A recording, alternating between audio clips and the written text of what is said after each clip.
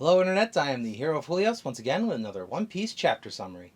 This week's chapter is chapter 1065, 6 Vegapunks.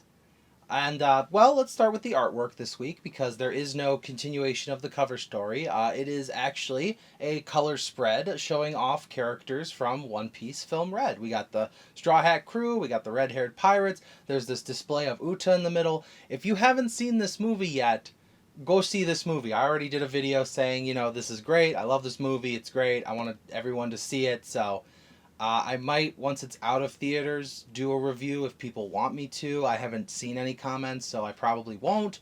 But regardless, let's get into the actual chapter itself, which picks up where we left off Zoro and Brook.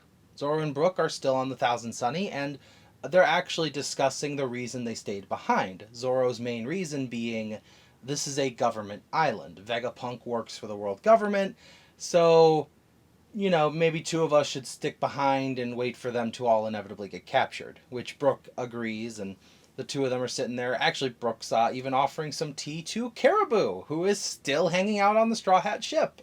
Caribou has been released because apparently the reason he was on the ship is because as a thank you for helping Luffy defeat Kaido and all the Alliance stuff, transporting food and weapons and what have you, Caribou was promised to be dropped off at the nearest island.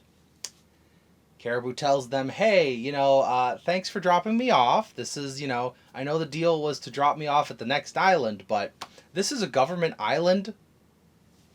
So, and Zoro just goes, yes, it is. By the way, you helped Luffy. That was great. Thank you so much. Get off my boat. To be fair, letting him off at the next island is exactly what he was promised. And I still wouldn't, give him any more than that promise because, yes, you did help us defeat Kaido, but you're also a bloodthirsty murderer who kidnaps innocent mermaid princesses. So, not really a reason to be nicer to you than the mutual thank you that you received. So get off the boat. Who knows what's going to happen to Caribou? Maybe he'll get his own cover story again after the one he had last time. But whatever the reason, Zoro and Brook just kind of brush him off, and that's where we leave that. The next scene is the Straw Hat Crew heading up an escalator with Lilith, and they're all marveling at how the stairs are moving on their own, and Lilith tells Frankie about some of the technology that she's hoping to make, that everything here is powered by fire, since fire creates heat energy can allow us to do things, and if we found a way to really harness an extreme amount of heat energy, fire energy, we could create our own sun. So, I mean, even I'm a little shocked that they would want to create a mini sun. They're basically talking about nuclear fission here. I don't claim to be a scientist. I don't know anything about science. I got maybe the lowest passing grade I could in my high school classes and took no science in college. So this is all techno babble to me, but I totally believe Vegapunk could build a sun if he really put his minds to it. Speaking of minds, Lilith passes through this door that doesn't open. She instead literally phases through it. And then she calls out to the Straw Hat Crew, telling them to come through as well. They phase through the door, only to find Lilith is gone. And a voice comes over the intercom, telling them, oh, howdy there, get yourselves moving down that hallway. I don't know exactly what his accent is, but he has some kind of little southernish accent. They ask who's talking to them. This is Edison, who we see very soon in the rest of the chapter, but Edison is one of Vegapunk's minds. Edison is leading them down a hallway, and Frankie turns to see Jinbei. But it's not Jinbei. It's a kid version of Jinbei, who we know Bonnie changed back to his normal age, and also has a bit of a darker complexion than Jinbei, and black wings, and a laser. As they're all trying to figure out what he is, Sanji's like, this is probably just a coincidence. Usopp thinks that maybe it's Jinbei's son. Nami thinks maybe it's something happened to Jinbei and he got younger. Frankie brings up the fourth possibility, which is true. This is a pacifista. It shoots at them. It starts attacking them. And they're getting ready to. They're worried about attacking him because it looks like Jinbei, until Jinbei dives into the ground. And based on the effects Oda uses to show the ground moving, and Frankie looking at it and saying, "Wait, I know this power," Jinbei, or Seraphim Jinbei, goes swimming through the ground using the power of the swim fruit before diving out of the water and grabbing Nami by the neck. Obviously, Sanji doesn't take lightly to that. He gives him a good slamming, and then Robin hits him into the ground, and he dives over, tries to get at Robin. Usopp shoots him. He dives under again, pops up, grabs Usopp, and before Sanji can get in there, Frankie shoots a radical beam. We then cut to Edison himself. Edison's been watching this on a monitor. He's got Lilith next to him, and he's like, whoa, that guy's shooting a laser. We don't have the kind of, we haven't tested the kids on this. The Seraphims are still little. The Seraphims are still little. They're still children, as Edison put it. That means the Seraphims can age. So now the question about Seraphims is, a Seraphim can age because he said they're still children. Is this a project Vegapunk has been working on for a long time, and the Seraphims just happen to be at child age? Or are the Seraphims a recent success, where maybe like 2 years ago, and they're aging rapidly? So if the theory is true to some that there's going to be another time skip, I don't think there's going to be. But if there is, would these Seraphims be adults post time skip, if there was another one? If not, are they just going to stay children and we'll never see their full potential? Or do they age so rapidly that we will see them as adults by the last arc? Whatever the reason, Vegapunk's Edison of the Vegapunk 6, he gets an idea and he tells Pythagoras to gather the data while he goes makes a new invention. So he's running off, and Pythagoras says, "Oh, okay, I'm gonna get the data then," because it seems Edison is his invention mind, and Pythagoras is the one that takes the data and organizes it. As Edison is inventing, he says, "Oh, I don't got time to eat right now, but I'm kind of hungry. York, could you, eat some food for me?" So we then cut to York of Edison's 6 bodies, who is this very bulbous young woman sitting on this thing and just eating and eating and eating. And as she's eating, she says, "Yeah, no, I got it." And she continues to eat. Her BMI gets up to 600, according to the analyzer next to her. But as she's eating, Pythagoras, he's, running through the data, and he goes, "Oh man, I gotta go to the bathroom.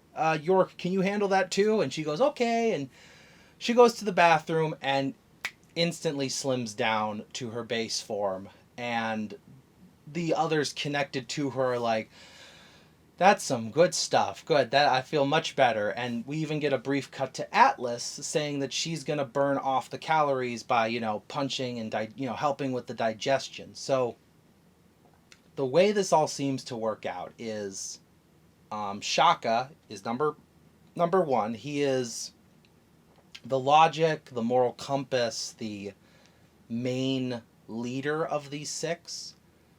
Lilith is the evil mind, the mad scientist, if you will, the one that is in charge of maybe pushing the boundaries of morality so that we can pursue science in directions that we would not normally go.